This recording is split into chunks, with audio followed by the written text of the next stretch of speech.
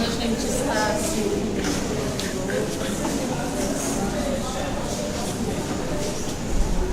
Deixa eu aumentar a porção. aumentar, para você ter aqui, aumentar uma coisa.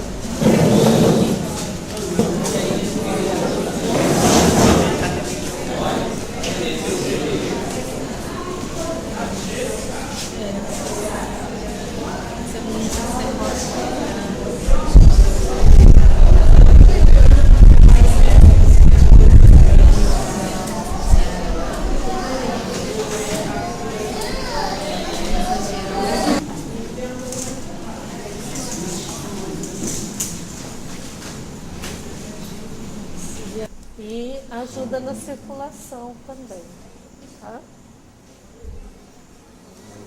Aí troca a mão. Se respira e solta. Então, inspira e solta.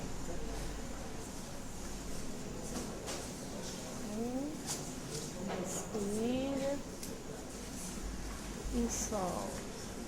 Aí gira para um lado, para o outro, risca.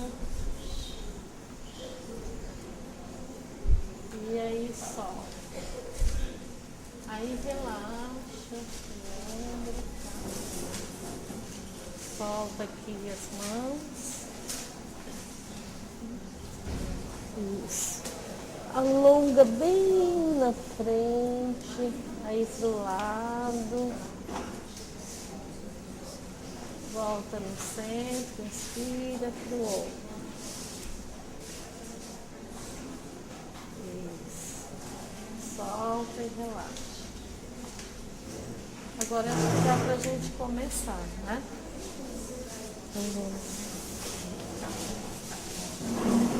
Vai ficar. Educação popular, embora eu tenha 30 anos de estrada com outro tipo de atividade em comunidade, né? Que é com fitoterapia, com as plantas medicinais, trabalhando com índios, com quilombos. Meu filho chama-se Raul, porque na época eu trabalhava no Amazonas, né? Pegou essa herança. Mas talvez eu represente aqui a questão mais institucionalizada da fitoterapia e das plantas medicinais. Por estar na universidade como professora há 25 anos, coordeno o programa Farmácia da Terra na Faculdade de Farmácia na UFBA, que trabalha com a pastoral, com a Senhora do Mosteiro e também com os segmentos de população negra, e cada dia mais eu me vejo adentrando em algo que eu não era realmente a minha opção, que foi a gestão. Mas eu sou de matriz africana, pratico a religião de matriz africana, e eu costumo dizer que quando meus deuses mandam, eu vou. Né? Então, essa minha questão hoje com a gestão é algo que eu vejo que todos nós, um dia, como Simone está no comitê, você, a gente tem que assumir isso, né? E a gente briga nos movimentos populares há muitos anos e chega um momento em que está um espaço, então você tem que ir lá representar, né, seu grupo e estar participando de uma maneira que leve a uma realidade que é bem próxima da sua vida, que não é uma pessoa de gabinete, né?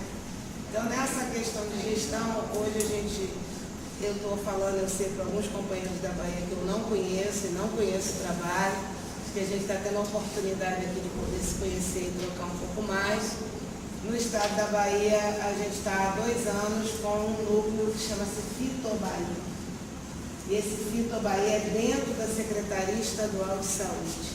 Saiu no Diário Oficial de maio de 2008 e com o nome de Fitobaia no Diário Oficial de outubro de 2009. Então, o Fitobaia é um núcleo oficial da Secretaria Estadual de Saúde do Estado da Bahia para a implantação da fitoterapia no SUS no Estado. Então, a gente vem trabalhando com os municípios, à medida que há demanda, à medida que há solicitação, à medida que o próprio Ministério da Saúde manda demandas que os municípios solicitam direto ao Ministério e o Ministério retoma.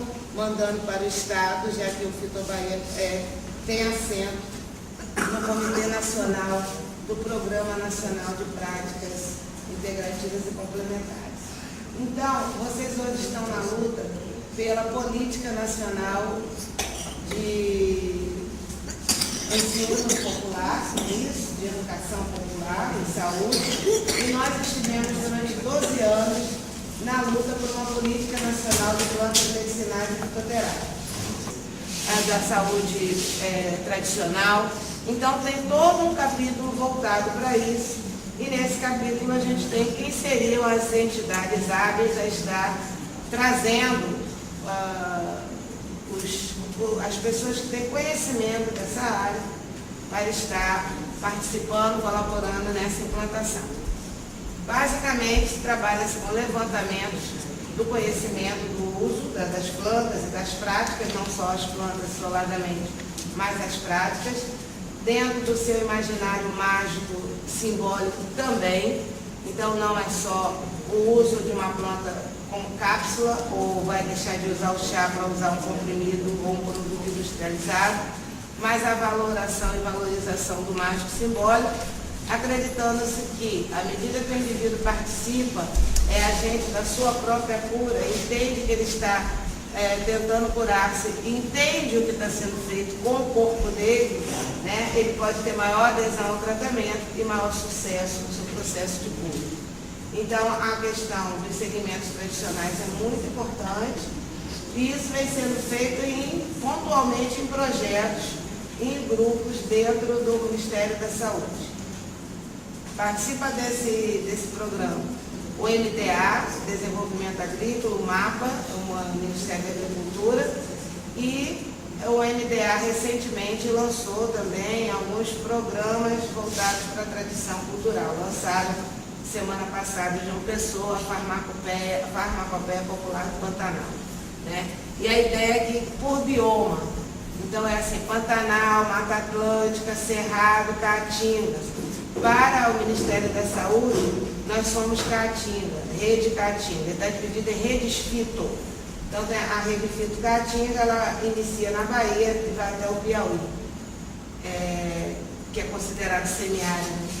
O Vale de Jequitinhonha e a Serra das Confusões no Piauí, mas não pega Minas não. Minas é considerado, o Vale de Jequitinhonha é Minas, é considerada a rede fito cerrada. Então talvez eu esteja falando um monte de coisas assim, relativamente novas, que na verdade deveriam estar muito mais aproximadas, muito mais integradas, não é? Porque quando o Ministério da Saúde coloca um capítulo no seu programa que quer falar de educação popular e de conhecimento tradicional, deveria estar presente o quê? O Comitê de Educação Popular e Saúde, que é o legítimo representante, digamos, em nível institucional desse segmento. Mas isso não é verdade, né? Então, trago essas informações e outras coisas que a gente pode estar organizando nesse sentido. Para que você implante uma fitoterapia no SUS, tem que ter o prescritor, né? Porque quem prescreve? Então, quem prescreve hoje já sendo reconhecido documentalmente? O médico, que é o clássico, o odontólogo, as enfermeiras com os protocolos, tem protocolos, né? Porque ela pode estar prescrevendo em algumas ações da atenção básica à saúde, com a atenção básica, trabalhamos, então tem saúde da mulher, saúde do idoso, saúde da criança, saúde bucal. Então, tudo isso a gente tem protocolos. A nutricionista também já pode prescrever, com protocolos também. Um farmacêutico não pode prescrever, ele é responsável por todo o processo, após a coleta, a secagem das plantas, armazenamento, elaboração ou não dos medicamentos, das tinturas, dos extratos, né? E para isso está sendo indicado as farmácias vivas. Então, hoje, farmácia viva é já uma legislação, a 886 de... Às vezes, o próprio movimento social que se impregna mais do jeito de gerir a saúde, que é esse jeito que a gente coloca, de certa forma, é autoritário ainda, né? É burocrático, que é a máquina pública, do que o movimento social influenciar as políticas, né? Porque é um espaço que às vezes fica sobrecarregado com essa burocracia institucional que a gente tem da aprovação de documentos, das atas e tudo mais, e acaba não trazendo a riqueza mesmo da contribuição da visão popular para o avanço da implementação do estudo. E daí a gente trabalha com um leque de princípios, né? Hoje a educação popular em saúde tem sido muito atraente também para outras áreas do Ministério, no sentido da mobilização, porque como é um segmento que trabalha com agricultura, que trabalha com vínculo, que trabalha com todo esse leque de princípios, tem sido muito prático. Isso eu acho que é uma coisa para a gente analisar, para quando surge uma epidemia da dengue, a gente acessar os movimentos sociais. O primeiro canal é a educação popular em saúde. E a gente sempre na briga, assim, de que o ponto de partida para a gente acessar esses movimentos, a gente tem que respeitar alguns princípios também, né? Não é só para matar o mosquito da dengue, porque a gente trabalha com princípios, por exemplo, que para trabalhar a questão da dengue, a gente tem que fazer uma leitura da realidade. Por que estamos tendo dengue, né? O que está causando essa epidemia da dengue? E também essa concepção ampliada da saúde, né? Que não é só a questão da cura da doença, mas que tem outros setores, que tem outras políticas que têm que estar envolvidas também com isso. Então, acho que essa questão da leitura crítica e da leitura da realidade assim, é uma inovação também que a educação popular tem trazido no contexto da participação e tem provocado, né? A gente ainda não sabe qual é a fórmula, acho que nem tem que ter uma fórmula, mas qual que é o dispositivo que a gente vai criar por meio dessa política, mas tem apontado que a gente precisa inovar esses caminhos, né? Queria passar um pouco a palavra. Fala em sistema público, em SUS, a gente falava, seja com posto de saúde próximo à nossa casa, ao nosso movimento, seja com unidade maior, seja com conselhos de saúde, que a gente entende que faz parte desse sistema e que nós, enquanto movimento social, muito pouco participamos ou temos inserção. Então a gente queria ser reconhecido, a gente queria ter visibilidade enquanto movimento social de que a gente tinha práticas de cuidado, e que temos práticas de cuidado, que nós produzimos conhecimento na área da saúde, que a gente tem saberes na área da saúde, que não é só as universidades, os centros de formação que produzem conhecimento, que nós, através das nossas experiências, das nossas práticas, das nossas vivências, nós produzimos conhecimento na área da saúde. Que a gente tinha um jeito de fazer luta e que muito contribuiu no início da luta da organização do SUS, da reforma sanitária, seja nas pastorais, seja nas pastorais da criança, no próprio MOPS, que a gente tinha um jeito de mobilizar o povo e de organizar, e que se a gente podia mobilizar para tantas lutas mais pontuais nossas, a luta da saúde também estava na nossa pauta, e que nós tínhamos essa capacidade, e que com isso a gente precisava ampliar esse nosso diálogo com o sistema público, por entender que esse sistema era nosso, mas a gente não se sente parte dele. Por mais que a gente diz que o SUS é de todos nós, a gente não se sente parte, porque quando a gente procura, tenta acessar, a gente tem dificuldade de fazer isso. Então, o pouco era isso. Como é que a gente faz esse primeiro diálogo, essa primeira aproximação e tenta, a partir daí, estabelecer uma relação junto? E a NEPES parece a possibilidade da gente descobrir algum caminho, algum ponto em comum que nos facilitasse, um pouco foi isso que a gente faz, que é a educação popular. Que na verdade os nossos movimentos são populares que trabalham com a população, que trabalham o pensamento crítico, trabalham a formação de consciência, que trabalham para a luta, muito mais do que só juntar gente, né? A gente tem uma intencionalidade, tem um ponto e uma luta política, que a nossa política é organizar por alguma finalidade de transformação. E que se a gente consegue fazer isso nos nossos movimentos, a gente se aproximando do sistema público, a gente poderia também ajudar a construir e participar desse processo de transformação. E a educação popular, que é aquilo que a gente sabe fazer, precisava também estar dentro do sistema público para a gente, que era a parte da nossa experiência, que nós poderíamos contribuir com mais, vamos dizer assim, era o canal de comunicação que a gente poderia ter com o sistema público, e com as universidades e com próprios órgãos gestores, para poder ampliar e avançar nessa relação da saúde numa outra perspectiva, do cuidado, dos saberes. E que a gente se reconhece que tem saberes diferenciados, mas que esses saberes diferenciados não são maior ou melhor, são diferentes e que podem se complementar. Que a gente precisa de alguns espaços de gestão, de instituição, de formação, de universidade, mas que a gente também precisa ampliar e fortalecer aquilo que a gente vem fazendo, porque aquilo que a gente faz, em grande parte, no Guarda Momentos, e a gente olhando muito assim a partir até do movimento que faço parte, é que tem resolvido os problemas de saúde do nosso povo, né? Então, no primeiro momento, era essa necessidade que os movimentos tinham, era essa demanda. Nós queríamos ampliar e estabelecer um diálogo, um novo diálogo. E qual seria a possibilidade desse canal de comunicação? Né? Através de quê? Qual é alguma coisa que a gente tem em comum?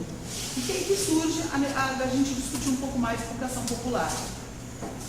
Mas, no primeiro momento, a gente nem dizia muito educação popular enquanto movimentos sociais.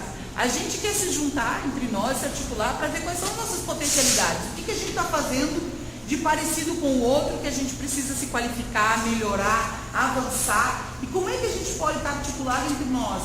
Quem produz saberes, né? Quem tem práticas de cuidado, quem está pesquisando sobre nós, quem está fazendo luta e formação, para que a gente, articulado, possa se potencializar, ficar mais forte e contribuir num processo de construção do Sistema Único de Saúde.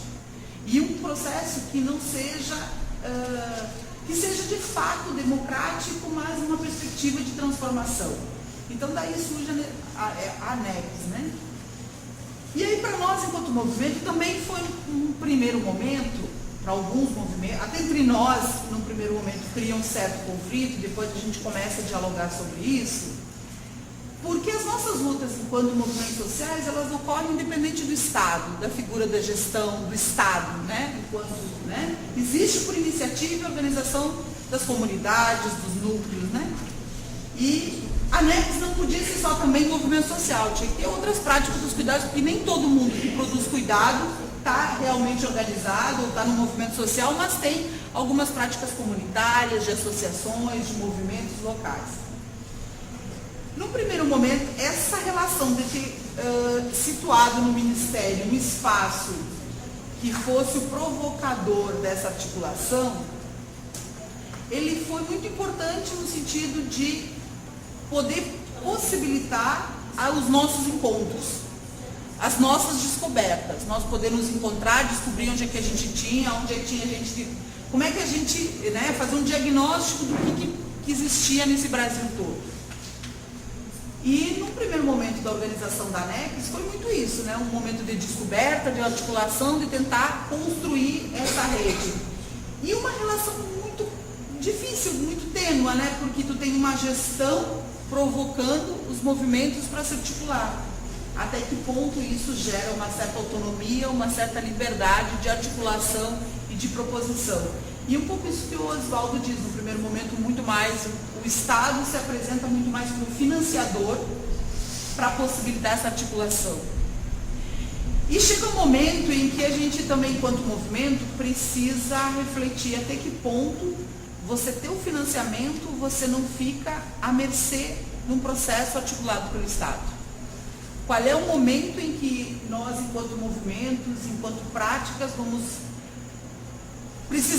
temos clareza que o Estado, ele tem que financiar, ou tem que apoiar, articular diversas naturezas de movimentos e práticas.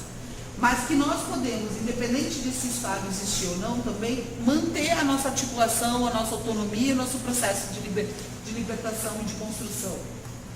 Então a gente viveu vários momentos nesse processo de construção da ANEPS, enquanto movimento social. Teve os seus momentos de fortalecimento, depois com algumas crises internas dentro do próprio gestão, mostrou e declarou para nós a nossa fragilidade enquanto articulação.